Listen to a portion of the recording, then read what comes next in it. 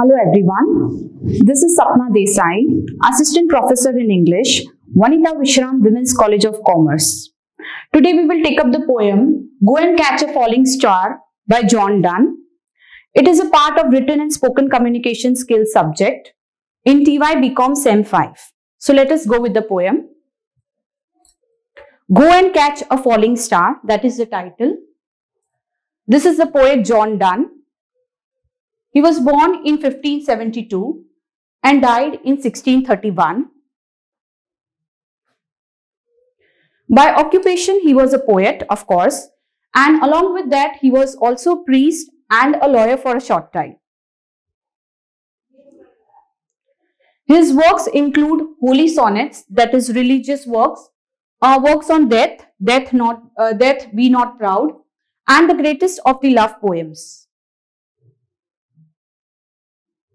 Regarding his educational status, he had his education at the University of Oxford. His famous poems include The Flea, The Anniversary, The Dream, and the Rising Sun.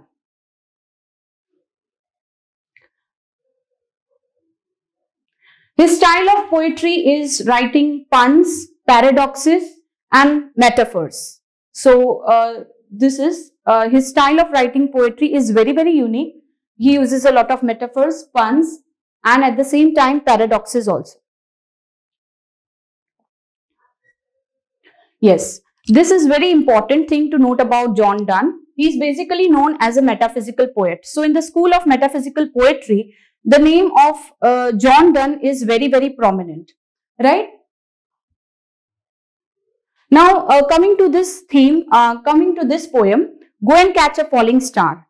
It has a theme where John Donne is trying to put forward his opinion upon women, right? So, it is a generalized statement that he makes upon women, and he says that, every impossible thing in this universe can be made possible, but, you cannot find a woman who is beautiful and loyal at the same time. So, this is the underlying theme of the poem.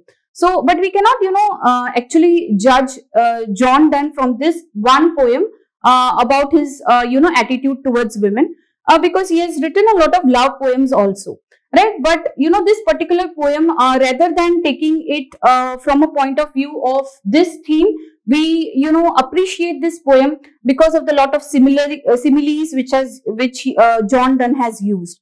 And how the poet has applied imagination. The imagination of the poet is very wonderful in this poem. So we are going to appreciate the poem from that point of view. But of course, the theme remains that, beautiful women are not loyal, right? So this is what he tries to say here, that it is very difficult to find a woman who is beautiful and loyal at the same time, right? The poem is divided into 3 stanzas. So first we will go to stanza 1. I'll read out the stanza 1 for you. Go and catch a falling star. Go and catch a falling star. Get with child a mandrake root. Tell me where all past years are, or who cleft the devil's foot. Teach me to hear the mermaids singing, or to keep off envy stinging, and find what wind serves to advance an honest mind. Let us go to the poem's lines of the poem one by one. The first lines tell, go and catch a falling star, get with child a mandrake root, right? So the poet is, telling the readers, giving the readers a series of impossible tasks. If somebody tells you, go and catch a falling star, right? Can you catch a falling star? No. You will burn to death, right? You cannot catch a falling star. So the poet here is saying, go and catch a falling star. It is, highly imaginative work, but it is a very impossible task to do, right? Get with child a mandrake root. This is the mandrake root. It's a root of a plant, right? Now he's saying that, can you get a child from just by eating a root, right? Can anybody deliver a child or get pregnant by a root? So he's saying, get a child with a mandrake root. So this is again a very impossible thing to do. It can never happen, right? So the poet here gives stars, catching star, to get a child from a plant root.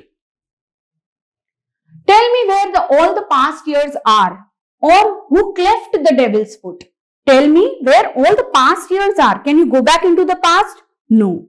Right? We live in the present. We don't know where is the past. We don't know what will happen in the future.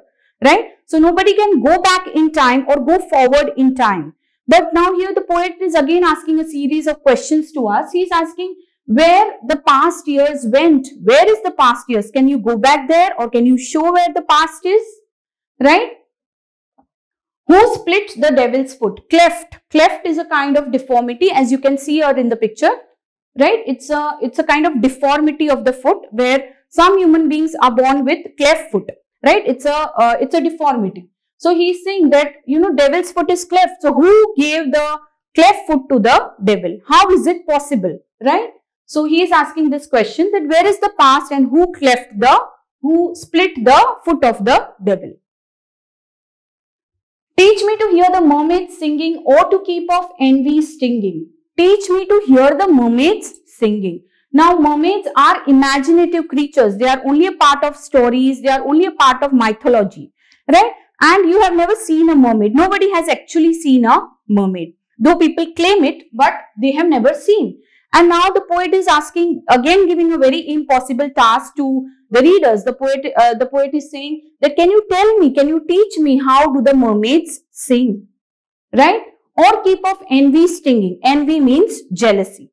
Right? So, you know, jealousy is a part of human nature. You cannot just remove jealousy from, human nature. At any point of time, you will find people who will be jealous of you. Right? So, you cannot just protect yourself in any way from these bad vibes, right? From these negative emotions. They are emotions which are a part of human nature. So again, it's an impossible task which the poet is mentioning. He is saying that keep off the envy's stinging, keep off jealousy forever, right? So these two tasks are being given here. And find what wind serves to advance an honest mind, right? So today we are living in a very corrupt world. Right? Honesty is a virtue which is very difficult to thrive in this world. And he's saying what wind will favor an honest mind. An honest person has to go through a lot of difficulties. So again, this is a very, seemingly impossible task, that honest person, he will get through everything smoothly. Right? Because honest person's life is difficult. So he's saying find that what wind, what in nature will always favor a honest person, right? How is it possible? And find it out, that is okay. Again, an impossible task which the poet is giving. So here we come to the end of stanza 1. Now I'll read out the stanza 2 for you. If thou be born to strange sights, things invisible to see, ride 10,000 days and nights, till age snow white hairs on thee. Thou, when thou returnest, will tell me all strange wonders that befell thee, and swear nowhere lives a woman true and fair. Right? So this is again the stanza 2. Here we come to the underlying theme of the poem. The stanza 2 introduces us to the theme of the poem. So here again, the poet continues with his series of impossible tasks. He is saying, if thou be born to strange sights, things invisible to see. If you are having some special capabilities, special abilities, you can, see wondrous things, right? You can see things which are invisible to other people, but you can see, right? So he talks about things every normal person cannot see. He talks about people having rare sights or rare capabilities, rare abilities. Right? So in these two lines, he's talking about those persons. Then he's asking the reader that, you can ride 10,000 days and night, right? He's, telling to the readers to embark on a journey. In the earlier times, people used to ride on the horses or, go through cross the oceans, explore new territories, explore new islands, continents, right? In which, in those times, the world was very not small place, right? Like we have today, like the way we are connected today, it was not so much connected. There were many places to explore, many things to see, which were, out of the human reach, right? So people used to embark on such journeys and go and explore places. So he's telling to the reader that you can write 10,000 days and nights. Now, it's a very long period of time. Obviously, when you will come back, you will become old. It is also very impossible to go on a journey for, 10,000 days, 10,000 nights. You are going at some place. In those times, the mode of transportation was also not there. We did not have flights and all that. So he's telling to go and explore the universe. Go and explore things, right? Go and see what is there in the world, right? And when you will return, obviously you will have gray hair. You will come back when you are already old. And that time, what you will do? Though thou when thou will return, will tell me all strange wonders that befell thee. So when you will go to so wondrous places, you will go to all these strange places. Maybe you land up on an island where, like Gulliver's, in Gulliver's Tale, there were dwarfs, and at some places there were giants, right? So you go to all these places. When you come back, you tell us all these wonderful stories that you have seen at all these places. Right, so he's saying that when you will come back, you will tell me stories of strange things which you have seen, okay, strange incidents which have happened, or some mystics which you have seen, mysteries which you have solved, right? All these things you will tell me. You will notice when the person returns, there must have been strange things happened in front of him, and he will like to narrate all the stories, what he has witnessed. And swear nowhere lives a woman true and fair. But even if you travel the whole world, he's saying that swear you will never find a woman who is true. True here means loyal. True here means faithful. And fair. Fair here means beautiful at the same time. Right? So that is the main idea of the poem that he is bringing out in the second stanza. He's saying you travel everywhere in the world, but still you will not find this kind of a woman who is beautiful and faithful at the same time. You will see all the strange things in the world. You can do all the impossible tasks which he has mentioned earlier, but still you will not find this kind of a woman. If thou find one, let me know. Such a pilgrimage were sweet. Yet do not, I would not go, though at next door we might meet. Though she were true, when you meet her, at last till you write your letter, yet she will be false, ere I come to 2 or 3. Let us go to the stanza 3 now. If thou find one, he is saying if you find, if at all, the chances are very scarce, but if at all, if you find this kind of a woman who is true and fair, right, then let me know. Okay, the poet is telling, then you tell me. Okay, tell me about this kind of a woman. It is like poet gives a challenge to the reader. He is challenging the reader that if you find this kind of a woman who is true and fair, then you tell me. Such a pilgrimage is sweet. Pilgrimage means journey to a holy place. So he is saying this kind of a feeling where you find a woman who is true and fair, it's like a pilgrimage, right? So it is a very sweet feeling. Yet I would not go. But then also the poet is saying if this kind of a woman does exist, then also he would not approach this kind of a woman. Though at next door we might meet. Though you travel the whole world, but you find that this kind of a woman who is true and fair, she lives just next door. But the poet is saying, no, I will not approach this kind of a woman, even though if she is just living nearby, or even if she is living next door. He is refusing to meet even a true woman. What is the reason? What reason he is giving?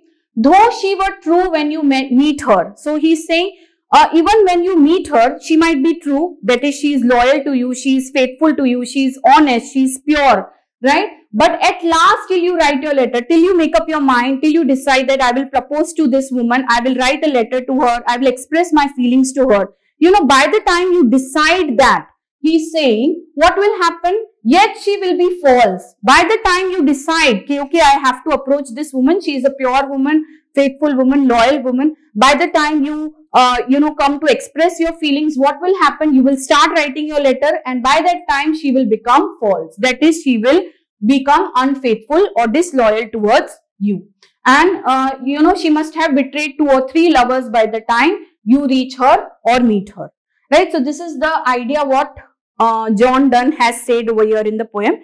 We don't have to go by the idea of John Donne. Of course, these views are very, very sexist, and of course, if this kind of poem would have been written in today's time, it would have created a lot of controversy, and probably he would have been banned, but the feminists would have definitely raised their voice against this poem. But we are not going into the theme of the poem. The poem is filled with a lot of beautiful images, catching a falling star, hearing the mermaids singing. All this, enhances the beauty of the poem. And, we have to see the, emotion of the poet. Maybe he might be heartbroken at that particular point of time. He maybe have, dejected by a woman whom he loved dearly. And in these kind of emotions, he has written this kind of a poem. There are even songs people write, out of when they fall out of love, or, when somebody rejects them, then they don't believe in love, or then they don't believe in the sanctity of love. So, this kind of emotion maybe the poet has gone through, or basically maybe his friend or somebody close to him must have suffered because of love, and that is why these views must have been expressed by the poet. So, we don't have to go by the literal meaning, or we do have to know the central idea of the poem, what the poet is trying to tell over here. But the poem is basically known because it has beautiful images, and when you read the poem, it takes you on a different imaginative level, right? So yes, the poet says that, this is the conclusion. The poet says that every impossible thing can be made possible, but no one can never ever find a true and loyal woman. Right? So here he questions the faithfulness of women who are beautiful. He questions the loyalty of the women who are beautiful. Right? When we paraphrase, we simply come to know that in Donne's imagination of the poem, it is very difficult to find. So he cannot imagine. This is the personal, views of the poet. He cannot find a true and pure woman. Right? So that is he is unlucky, you can say. But in the text, use of expressions like mandrake rood, ride 10,000 days and night. Okay, so all these beautiful things, they make the poem more, all these uses, all these phrases, all these wondrous imaginations of the poet, that make the poem more appealing and more beautiful. Okay, thank you.